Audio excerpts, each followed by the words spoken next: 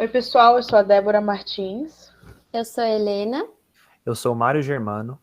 E o nosso grupo vai falar sobre o elemento flúor. Aqui nós temos o índice dos tópicos que a gente vai abordar durante o nosso seminário, desde introdução e fonte até dicas culturais.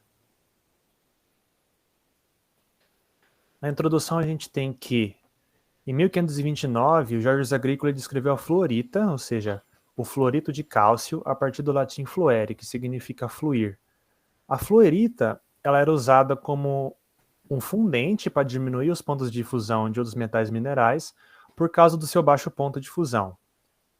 O elemento flúor em si foi descoberto apenas em 1771 por Carl Scheele, só que ele não conseguiu ser isolado, uma vez que ele é muito reativo. Então, quando ele era isolado, ele já reagia rapidamente contra o composto. O flúor só conseguiu ser isolado em 1886 por Henri Moissan. Ele realizou o tratamento do fluoreto de cálcio com ácido sulfúrico concentrado e isso gerou uma solução aquosa de ácido fluorídrico. Essa solução, então, foi destilada de forma a obter ácido fluorídrico anidro líquido. Então, essa substância, esse composto, passou por uma eletrólise, obtendo assim fluoreto, flúor, gás flúor.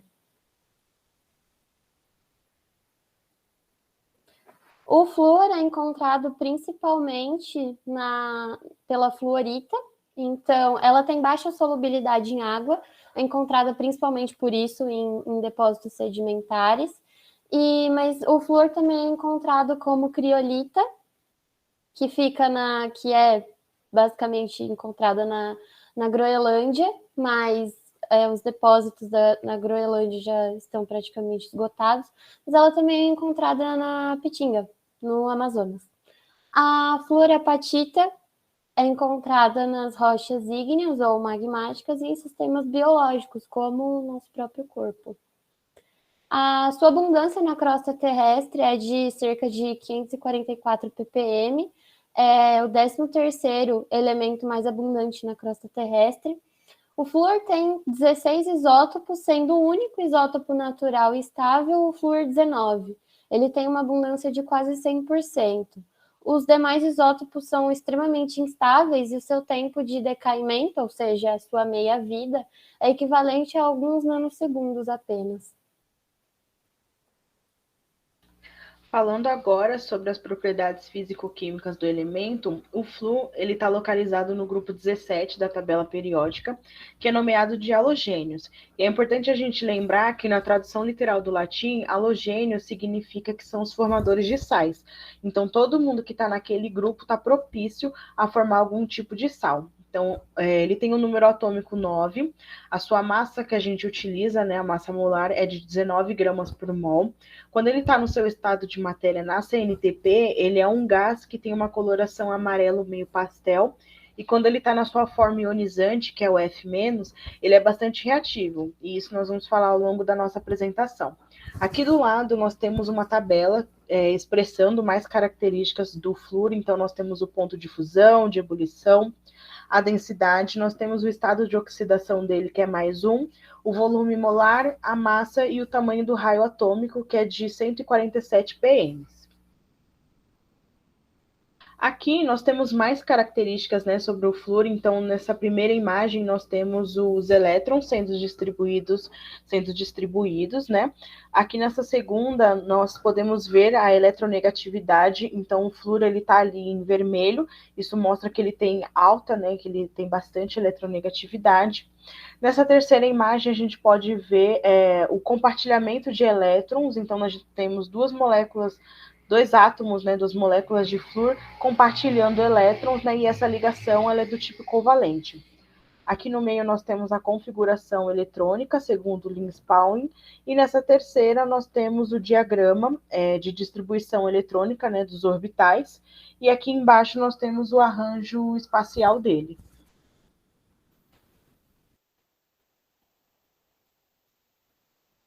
O flúor vai ser o elemento mais reativo da tabela periódica. Ele reage com todos os elementos da tabela. É um elemento extremamente carente. Reage até com alguns gases nobres, inclusive. E isso se deve à sua baixa entalpia de ligação. Como os átomos de flúor são muito pequenos, a distância da ligação também vai ser pequena.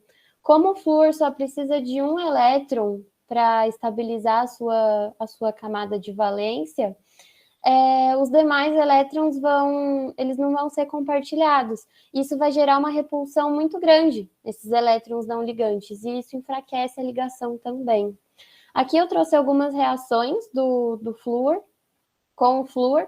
Então, gás flúor reagindo com água vai gerar o ácido fluorídrico, o dióxido de silício com ácido fluorídrico também vai gerar fluoreto de silício. A gente vai falar um pouquinho mais sobre o silício mais para frente. Essa reação é bem importante quando o flúor ataca o vidro. E a reação com o césio. O césio é o elemento mais eletropositivo da tabela periódica. Então, quando ele reage com o elemento mais eletronegativo, a reação é bastante violenta. Aqui eu trouxe um vídeo para mostrar o flúor no seu estado líquido e algumas reações com o flúor também. Aqui ele mergulha esse tubinho com flúor no estado gasoso num cilindro de nitrogênio líquido, que é para ele conseguir entrar no seu estado líquido também. It will take a little while. Okay, Martin, do you want to help me with this? Yeah. So what I want to do is for you to take that jar away, and then I'll slide this one in. So just slide it away and back up again. And there we have, nearly 2 inches maybe of liquid fluorine. You can go right up, there's no problem with that. If you want to just clear a bit of the condensation off there. Avançando um pouquinho mais no vídeo, eu trouxe também algumas reações com o flúor, como a palha de aço. Iron wool.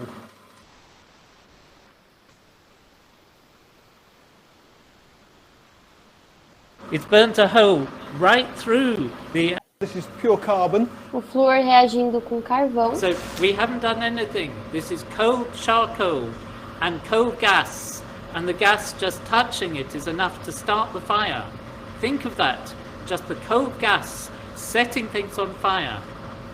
Most chemists are really too frightened to work with fluorine. You can't use it in glass vessels. It doesn't attack glass, but if the glass is a tiny bit wet, and most glass has moisture absorbed to it, then the fluorine forms hydrogen fluoride when it reacts with the water, and the hydrogen fluoride just eats through the glass. Sulfur, probably to sulfur hexafluoride or sulfur hexafluoride.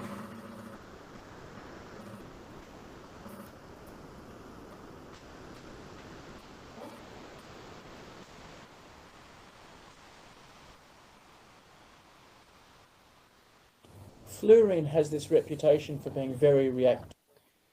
Todas reações muito rápidas e muito So this violentas. is a combination between the two. O segundo vídeo que eu trouxe é o flúor reagindo com o césio. Como eu disse, o césio é o elemento mais eletropositivo e ele vai reagir com o elemento mais eletronegativo da tabela periódica. And fluorine, this intense light, and I don't think many people have seen that before.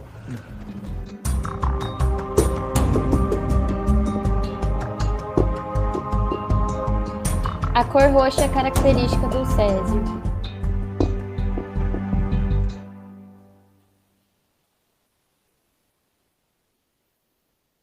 O flúor, devido a ser um elemento muito reativo, ele forma muitos compostos. Mas a gente só pôde selecionar alguns aqui para vocês. A gente selecionou um ácido fluorídrico, o HF. Ele vai ser útil para decoração de vidros e tal. O seu ponto de fusão é de menos 83,55 graus Celsius. E o seu ponto de ebulição é de 19,5 graus Celsius. A reação mais conhecida de obtenção do ácido fluorídrico é através da reação entre o ácido sulfúrico e a fluorita, que vai produzir, além do ácido fluorídrico, o sulfato de cálcio. A gente tem também o politetrafluoretileno, conhecido como Teflon, que vai ser útil principalmente para revestimento de diversos materiais, devido à sua principal propriedade de inércia, ou seja, ele reage muito pouco com outras substâncias, e a obtenção dele vai ser através da polimerização de adição do tetrafluoretileno em uma pressão por volta de 50.000 atmosferas. E o seu ponto de fusão é de 327 graus Celsius. A gente tem um composto também aqui bem peculiar, que é um composto que ele forma com um gás nobre, o xenônio. Ele vai formar o difluorito de xenônio, e a obtenção desse composto vai ser através do flúor e do xenônio sendo aquecidos juntos a 400 graus Celsius e formando ligações covalentes. A gente tem também o fluoreto de lítio, que ele é um composto que ele tem uma função muito legal. Ele é aplicado em um aparelho chamado dosímetro termoluminescente, que é um aparelho que ele detecta radiação emitindo luz. E essa emissão de luz, ela é feita justamente pelo fluoreto de lítio, porque ele tem uma maior facilidade de emitir radiação ultravioleta.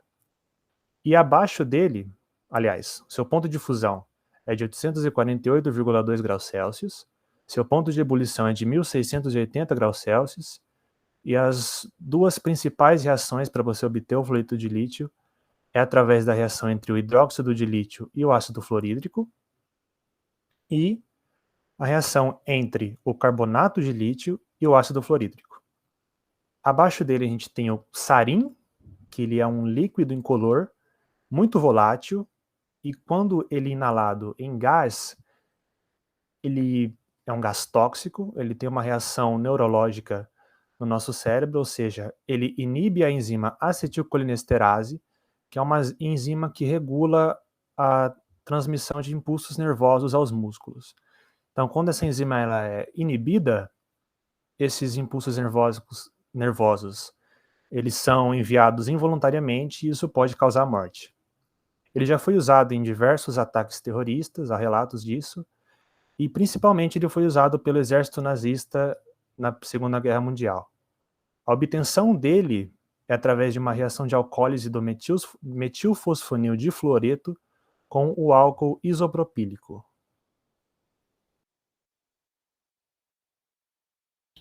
Então, sobre o processo de obtenção. Então, Henri Moussain, ele foi reconhecido como químico que conseguiu obter o gás do flúor através de forma quantitativa, né? E aí ele conseguiu fazer isso pelo método de eletrólise. Método esse que é bastante conhecido hoje, né, na área da química. Então, hoje nós temos a disciplina de fisicoquímica, eletroquímica, que traz bastante experimentos sobre. Pode passar. Então, durante as nossas leituras, nós encontramos um texto que falava mais ou menos de como que ele fez, como que foi a montagem, a reação, e eu vou falar um pouquinho sobre. Então, nós temos uma solução que foi resfriada em ácido fluorídrico anidro, que é o KHF2. Os eletrodos utilizados, um positivo e um negativo, que foi a platina e o irídio. E para fazer a conexão entre eles, é utilizado um tubo de vidro, e nas duas pontas desse tubo de vidro foi selados com fluorespato. Fluorespato, ele provém de um mineral e antigamente ele era utilizado como um solvente. Então, o que está ocorrendo no meio, né? A solução, ela vai reagir de forma bastante agressiva com o óxido de silício que está presente nessa conexão de vidro, e essa reação vai gerar uma combustão. E na combustão a gente sabe que há emissão de gás. Então, o gás que vai ser emitido foi o gás flúor. Então, aqui no meio, nós temos uma ilustração de como foi esse processo, né, que ele fez. Então, a gente pode ver, digamos que o becker que foi utilizado, os eletrodos. No meio, a gente pode ver que tem uma conexão de vidro. Aí, aqui na esquerda, nós temos uma imagem dele, né, no laboratório. E na direita, nós temos a eletrólise que é feita hoje em dia. Então, a gente é curioso, né, nós observarmos que, apesar do tempo, o método, né, continua o mesmo, o princípio do método, ele continua, né, e vai prosseguir durante muitos anos para a gente. Pode seguir. E fazendo um adendo ainda sobre o processo de obtenção, a gente pode falar da dificuldade dele.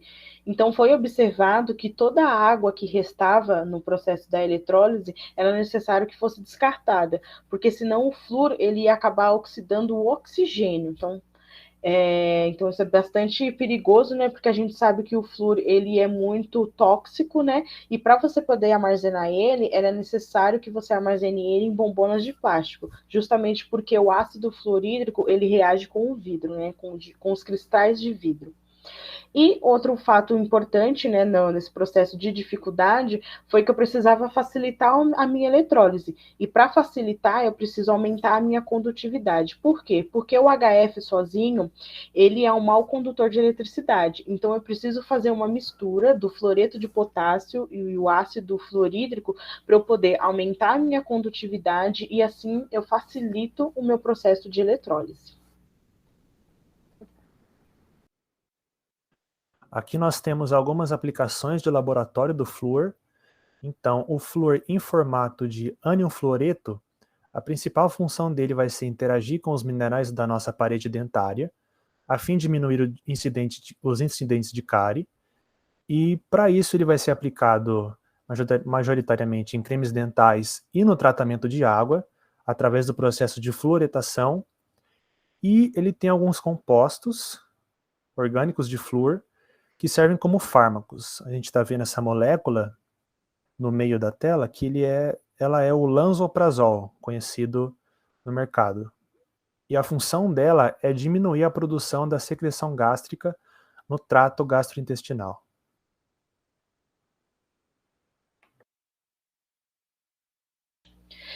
As aplicações industriais dos compostos de flúor, elas são bastante variadas, então a gente encontra ele na área nuclear, na área química, farmacêutica, metalúrgica e etc. Então aqui a gente separou 3 exemplos sobre, então o primeiro é, como já foi citado no trabalho, é o ácido fluorídrico, que ele é utilizado, né, para fazer gravações em superfícies de vidro, justamente porque o ácido fluorídrico, ele reage com os cristais de silício, né, que é o óxido de silício.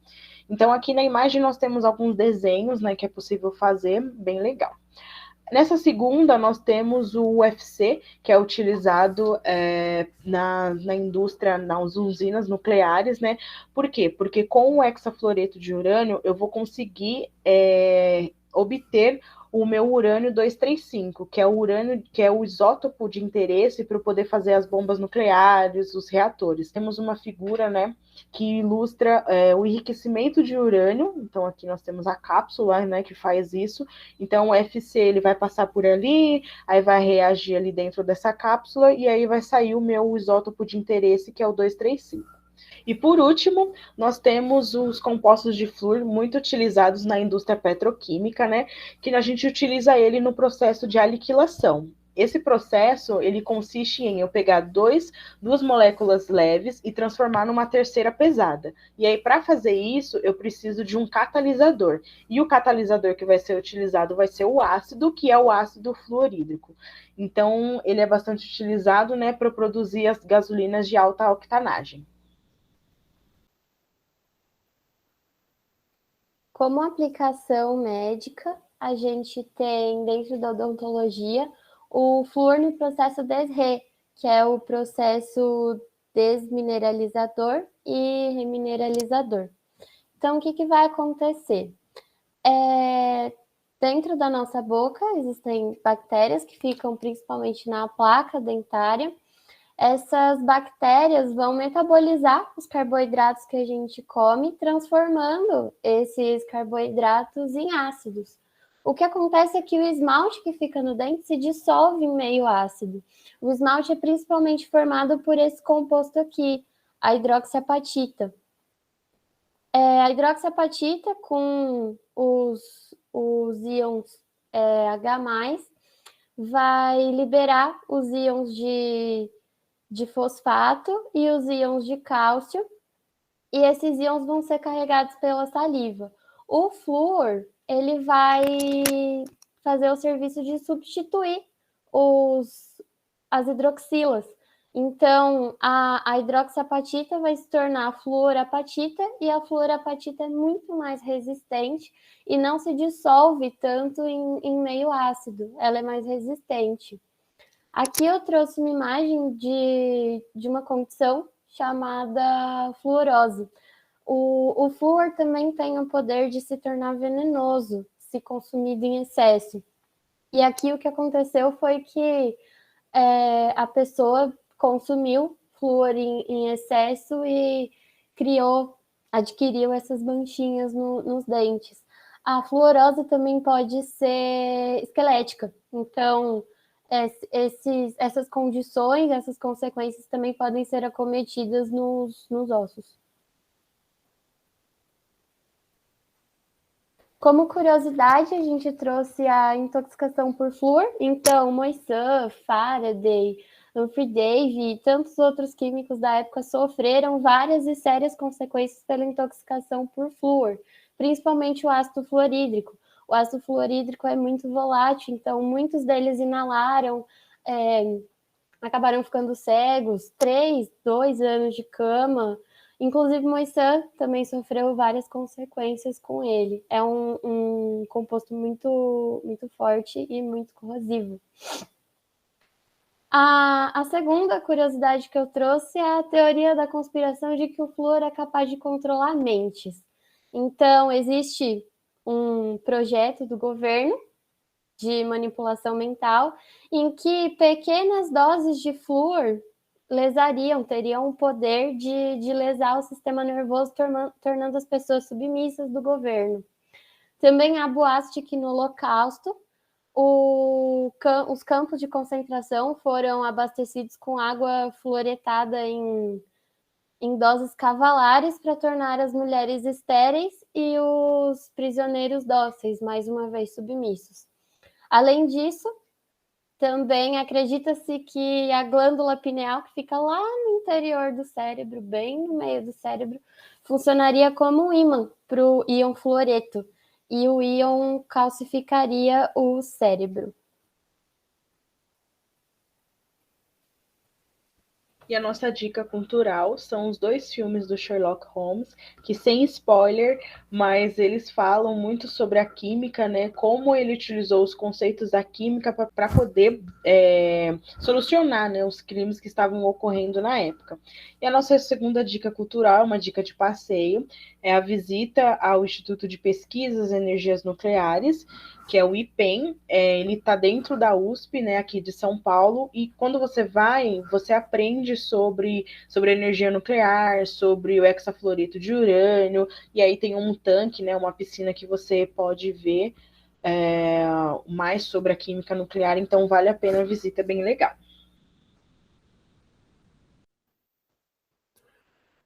Então, basicamente, a gente viu que o flúor está entre os elementos mais reativos da tabela periódica. Aliás, ele é o elemento mais reativo da tabela periódica. E é esse o motivo por ele formar tantos compostos. Apesar de ele ter tantos compostos, ele tem uma fonte principal, ou seja, a fonte onde você vai encontrar o flúor em maior teor, que é na fluorita, no fluoreto de cálcio. Pelo flúor ser um elemento muito reativo, ou seja, ele reage muito violentamente, os proveitos do flúor vão estar nos compostos do flúor e não no flúor em si. E esses compostos, eles têm diversas aplicações, principalmente em cremes dentais, tratamento de água, síntese de combustíveis e nas indústrias nucleares e farmacêuticas.